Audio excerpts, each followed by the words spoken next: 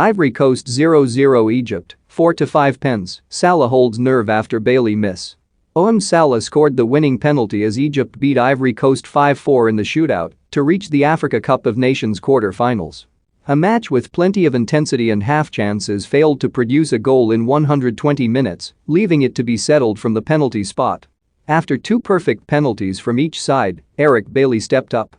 He opted for an incredibly short run-up before sending a tame effort at Kabaski, who tipped it onto the woodwork.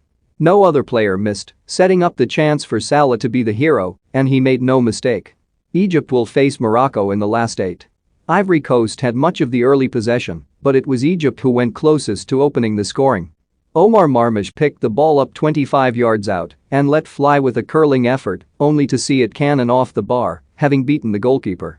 A few minutes later, Salah had his first chance of the match as he swiveled well and went for goal from the edge of the box, but his rising effort was tipped over. Ibrahim Sangar's acrobatic attempt was comfortably saved as Ivory Coast started to put some pressure on before Sebastian Haller's shot just before the break was well struck but too close to Mohamed El Shenoy in goal for Egypt.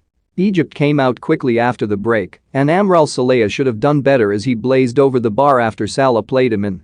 Badra Sangar then had to make a sharp save as Simon Deli nearly turned a cross into his own net.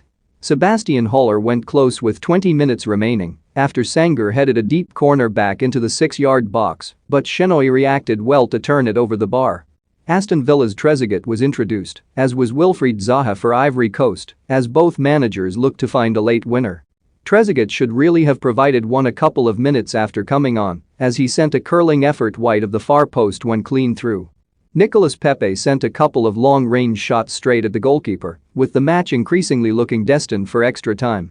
Zaha had a left-footed strike kept out with just a few minutes remaining, as Ivory Coast dominated the latter stages of the second half, but 90 minutes were not enough to separate the sides.